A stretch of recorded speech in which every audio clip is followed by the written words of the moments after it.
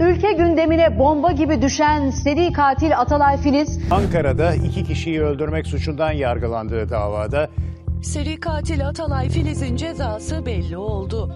Bu katil zanlısının bir özelliği de kız arkadaşının da kayıp olması. En son görüldüğü tarih 31 Mayıs'tı. O günden bu yana nerede saklandı?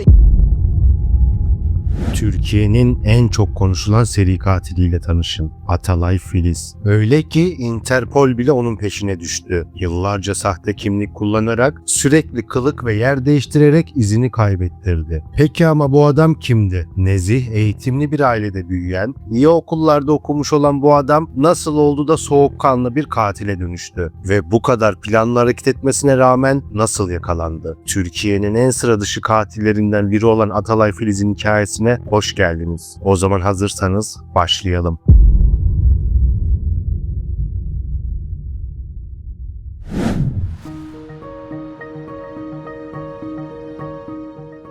Haziran 1986'da Balıkesir'de doğan Atalay Filiz, normal ve eğitimli bir aileye sahipti. Babası, Türk Silahlı Kuvvetleri'nde görev yapan bir kurmay albaydı. Emekli olduktan sonra da bir havayolu şirketinde pilot olarak çalışmaya devam etti. Yani Atalay, disiplinin ve düzenin hakim olduğu bir evde büyümüştü. Çocukluğunda içine kapanık ve çok konuşkan biri olmayan bu adam, dikkat çeken bir zekaya sahipti. Öğretmenlerine göre meraklı, arkadaşlarına göre garip bir kişiliği vardı. Ama onu asıl farklı kılan şey, çoğu şeyi kendi başına çözme yeteneğiydi. Zamanla derslerdeki başarısıyla dikkat çekmeye başlamıştı. Fen bilimlerine ve özellikle biyolojiye özel bir ilgisi olan Atalay'ın hedefi Galatasaray Lisesi'ne girmekti. Ve nitekim başarılı olan bu zeki çocuk Galatasaray Lisesi'ni kazanacak ve liseyi orada okuyacaktı. Lise hayatı boyunca daha da içine kapanan Atalay'ın sosyal çevresi pek de yoktu ama notları yüksekti. Üstelik mezun olurken okulu 3. olarak bitirmişti ki onu tanıyan öğretmenlerden biri daha sonra onun hakkında şunu söyleyecekti. Atalay öyle bir çocuktu ki çöle bıraksanız yönünü bulur, ağaç kabuğu yiyerek hayatta bile kalır. Ve tam da bu cümlenin Atalay Filiz'in hikayesinde ne kadar önemli olduğunu videonun ilerisinde çok daha iyi anlayacaksınız. Rus klasiklerini çok seven Atalay'ın en büyük hobisi kitap okumaktı. Eğitim hayatını yurt dışında sürdürmek isteyen bu adam Türkiye'de girdiği üniversite sınavında soruları bilerek yanlış cevaplayacak ve üniversiteyi kazanamayacaktı. Türkiye'deki diğer suçlu profillerine benzemeyen Atalay Filiz'in beyni bambaşka bir şekilde çalışıyordu. Yurt dışında okumak isteyen Atalay'a ailesi büyük destek olmuş ve eğitimini tamamlaması için onu Fransa, Paris'e göndermişlerdi. Burada biyoloji okuyan Atalay, Paris hayatına kendini o kadar çok kaptırmıştı ki günden güne derslerine olan ilgisi azalacak ve eğitim hayatı çöküşe geçecekti. Dersleri iyice kötüye gitmeye başlayan Atalay artık okula gitmemeye başlamıştı. 2008 yılının Ekim ayında değişim programıyla Paris'e gelen Olga ile tanışacak ve bu noktadan sonra Atalay Filiz'in hayatında çok şey değişecekti.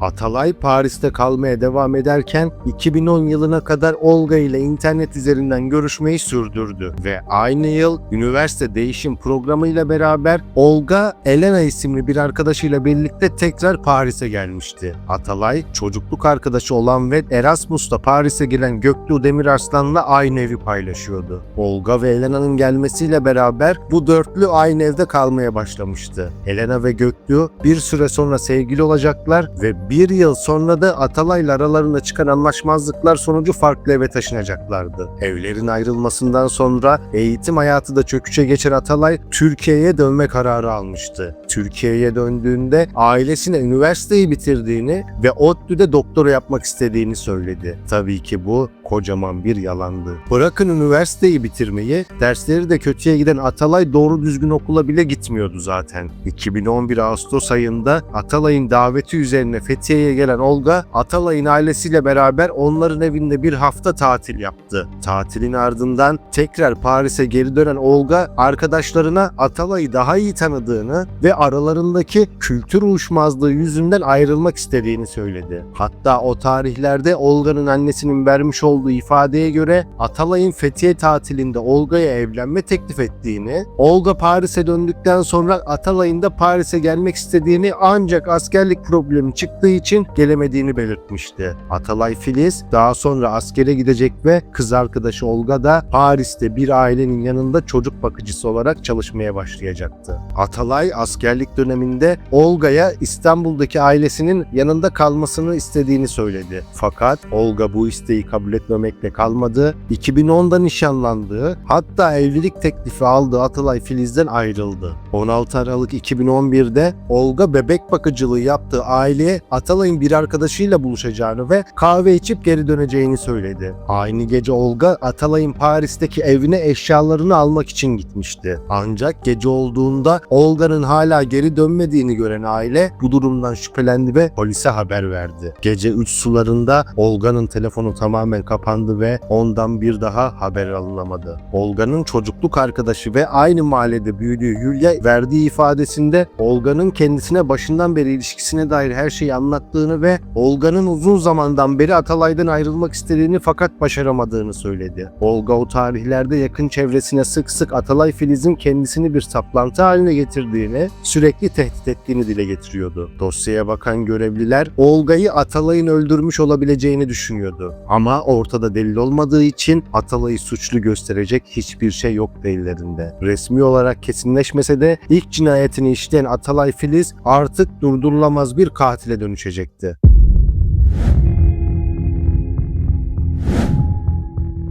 O tarihlerde Ankara'da yaşayan Atalay Filiz'in yeni hedefi eski arkadaşı Göktuğ ve kız arkadaşı Elena olmuştu. Bir iddiaya göre Atalay, Göktuğ'un sevgilisi Elena ile birlikte olmak istiyordu. Göktuğ'un arabasına takip cihazı yerleştiren Atalay bu ikiliyi takip etmeye başladı. Haftalarca yaptığı takibin ardından artık doğru zamanın geldiğini düşünüyordu. Tatil yapmak için Antalya'ya giden çiftin peşinden gitti. Bazı iddialara göre Atalay'ın amacı genç çiftin kaldığı odaya gizli bir kamera koyarak uygunsuz görüntülerini kayda almaktı. Ama bunu asla başaramayacak ve sinirden deliye dönecekti. Tatillerini bitiren çift Antalya'dan Ankara'ya geri dönmüşlerdi. Fakat döndüklerinde elinde pompalı tüfekle bekleyen Atalay'dan haberleri yoktu. 16 Ekim 2003 günü çiftin evlerinin yakınında kadın kılığına girmiş olan Atalay Filiz arkalarından pompalı tüfeğiyle defalarca kez ateş etti. Kanlar içerisinde yere yığılan Göktuğ ve Elena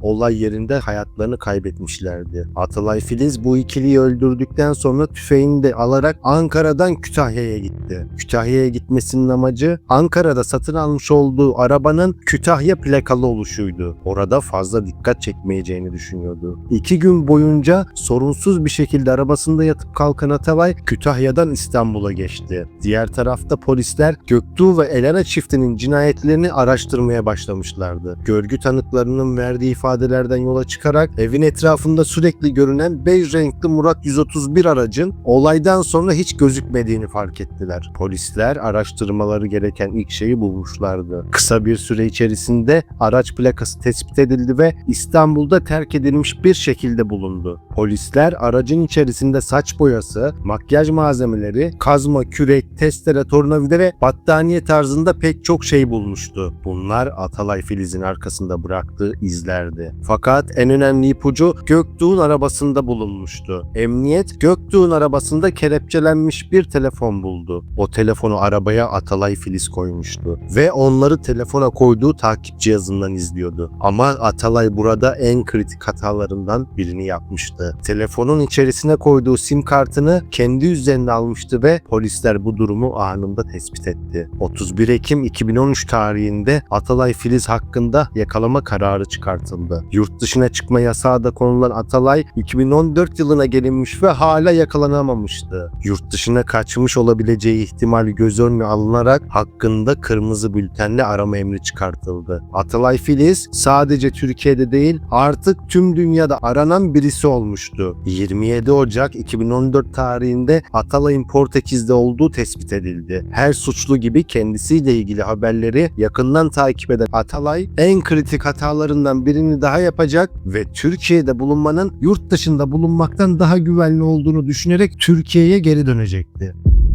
tabii ki Türkiye'ye sahte kimlikle geri dönmüştü. Onun adı artık Furkan Altın'dı. Bir süre normal birisi gibi yaşayacak ve ortalığın sakinleşmesini bekleyecekti. Bu yaptığı plan doğrultusunda Tuzla'da bir çay bahçesinde garson olarak çalışmaya başladı. İşletme sahibine kimsesiz olduğunu söyleyerek kendini acındıran Atalay Filiz için her şey planladığı gibi gidiyordu. Fakat bozuk olan psikolojisi kendi planını baltalayan en büyük etken oldu. İş yerinde sürekli müşterilerle kavga ediyor ve sorun çıkartıyordu. Patronları Atalay'ın yani Furkan'ın kimsesiz olduğunu bildiği için onu işten çıkartmıyorlar ve ona sevgi gösteriyorlardı. Hatta Atalay'ı kendi yaşadıkları apartmanda bir daireye bile taşımışlardı. Kışın çay bahçesi kapandıktan sonra Atalay Filiz bu sefer bir kebapçıda çalışmaya başladı. Bu sefer de köyden gelen bir genç olduğunu ve acı dolu bir hikayesi olduğunu anlatmıştı patronlarına. Atalay'ın hedefi olay unutulduktan sonra tekrardan eski kimliğine geri dönmekti. Ama içindeki canavara dur diyemeyecek ve kendisine yeni bir hedef daha seçecekti. Eski çalıştığı çay bahçesinin sahiplerinden olan Fatma Kayıkçı'yı hedef olarak seçmişti kendisine. Çünkü Fatma Kayıkçı'nın onun kim olduğunu anladığını düşünüyordu. Şayet kafasında kurduğu şey doğruysa kadın Atalay'ı ihbar edebilir ve onu yakalatabilirdi. Artık risk alamazdı. Fatma Kayıkçı'yı takip etmeye başladı. Bir gün kadın çocuğunu okuldan almaya giderken Atalay Filiz kadını bıçaklayarak öldürdü. Öldürdükten sonra kadının cansız bedenini bir valize koyup evin 500 metre ilerisindeki yeşillik alana attı. Valizi de bir çöp kutusuna atmıştı. Kadının parçalanmış bedeni kısa bir süre içerisinde bulundu ve parmak izi testi yapıldı. Test sonuçları Atalay Filiz için sonun başlangıcıydı. Çünkü parmak izleri 2013'te Ankara'da işlenmiş cinayetle birebir örtüşüyordu. İşte tam olarak bu dönemde Atalay Filiz tüm Türkiye'nin tanıdığı bir adam haline gelmişti. Gazetelerde, televizyonlarda ve dijital medyada boy boy fotoğrafları ve manşetleri vardı. Fatma Kayıkçı'yı öldüren Atalay Filiz bir gün sonra Adapazarı'na gitti ve bir gün burada kaldıktan sonra İzmir'e geçti. Artık durumun ne kadar sıkıntılı olduğunun farkındaydı. Bu yüzden insanlardan olabildiğince uzaklaşmaya çalışacak ve Gümüldür'de bulunan Milli Park'ta tek başına yaşamaya başlayacaktı. Oradaki ormanda bütün ihtiyaçlarını karşılayıp yaşayabiliyordu. Bu yeteneğini videonun başında da belirttiğim gibi öğretmeni de söylemişti zaten. Yaklaşık bir hafta ormanda kaldıktan sonra Menderes'e geçti ve orada günlük bir ev tuttu.